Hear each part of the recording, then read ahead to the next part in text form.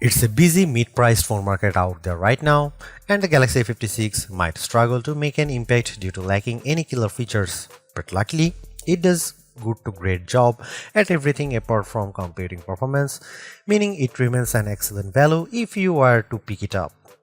Samsung probably misestimated the launch of the Galaxy A56 considering how many other manufacturers have launched phones in the $400 to $600 bracket in the past few months. But if you can find it in the crowd, the new top player of Samsung's budget lineup has a whole lot to offer. As a full-sized phone with plenty of storage and attractive display, some of the AI features that set Samsung's flagship phones apart, and most importantly, a price that's remained stable since last year. Only users who want the most performance per round or better rounded cameras will question the value proposition Samsung is laying down. But with the new Google Pixel 9a and outgoing Pixel 8a, not to mention the Nothing Phone 3a Pro and the iPhone 16e all vying for your attention, why would you go for the Samsung made option? Check out our video of this Galaxy A56 review and you will learn why. You will have to part with $499 to get Galaxy A56 depending on where you are viewing this. Whichever currency you are spending, you are getting to 56 GB of storage by default. It's unfortunate that there is no option to spend more to further expand the storage capacity, but having twice as much storage as the Galaxy A55 from last year without costing a penny more is the kind of upgrade we treasure.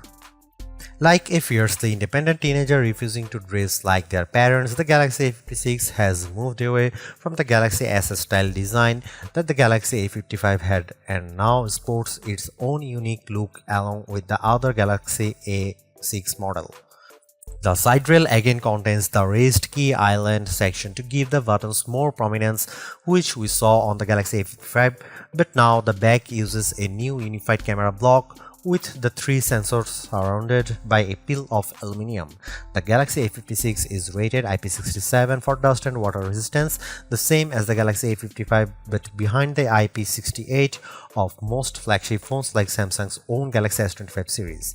Similarly, the Galaxy A56 shares the A55's Victus Plus glass front and back panels, which is still tough but not as tough as the Victus 2, Victus 2 Plus or Gorilla Armor Glass types that have debuted more recently. The one issues I have, and only a minor one, is the glossy finish of the rear of the phone. Most phones use textured glass or plastic that makes it hard to notice finger marks, but not the Galaxy A56, whose back panels looks like a French door installed in a kindergarten after only few minutes of use. The color selection for the Galaxy A56 is a direct split between sensible and spunky. Graphite and light gray are available for the sensible, giving the Galaxy A56 a dignified look, while the olive and pink are there for people who want to make a statement. The Galaxy A56 sticks with a 6.7-inch Full HD display like its predecessors, albeit with the bezel slimmed down compared to the Galaxy A55. You can still tell this isn't a premium display by the remaining thickness of the screen borders, but it's bright and colorful and significantly larger than what to get on the Pixel 8a or iPhone 16e, both using 6.1-inch panel. Samsung basically imported the Galaxy A56's camera straight from the Galaxy A55. There is a 50MP main camera, a new 12MP ultra-wide and a 5MP macro camera on the back, plus an updated 12MP selfie camera on the front. The new front camera's lower res sensor than the 32MP one previous Galaxy A models features, but one which Samsung promises offers improved low light performances as well as adds HDR video support. Here are some camera samples of Samsung Galaxy A56.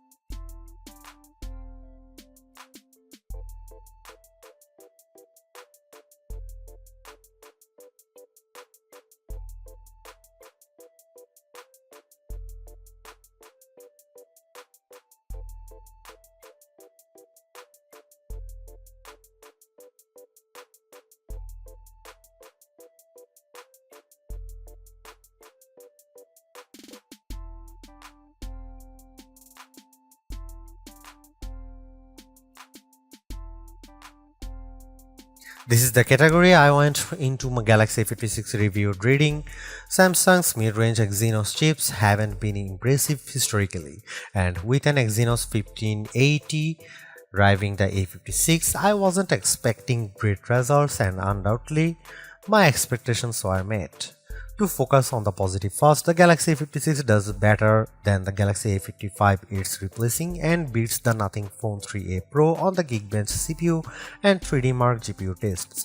But the Samsung is a long way behind the Pixel 8a and iPhone 16e, which both use flagship grade chips, and I can't fathom how slow the Galaxy A56 is at processing video, turning in the single worst result I have seen on our Adobe Premiere Rush test of turning a 4K video into a 1080p one.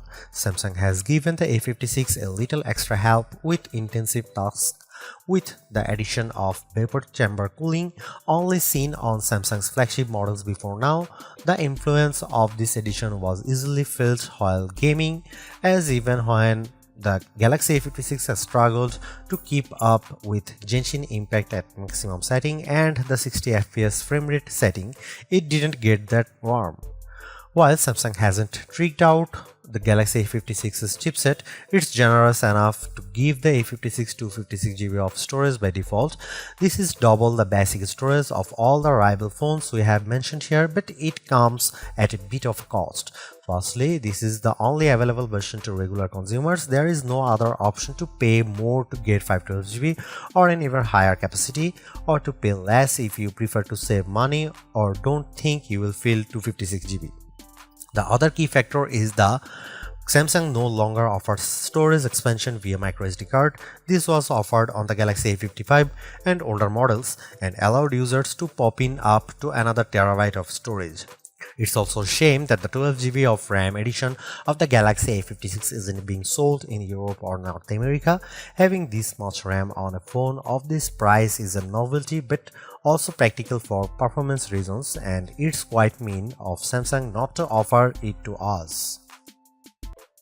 With the expectations of people I know to be keen gamers, I'd not hesitate to recommend the Galaxy A56's brilliant blend of power efficiency, image quality on display and via the camera, and generous selection of AI features, software support length, and default storage for anyone with their budget fixed at the mid-price range. But I don't know if it would necessarily be my first recommendation to anyone either. The best advice I can give about deciding if you want a Galaxy A56 is how happy you are with a jack of all trade phones. It can be argued that overall balance is better than excellence in a narrow category, and if that's your outlook on life, you'll get on well with the Galaxy A56.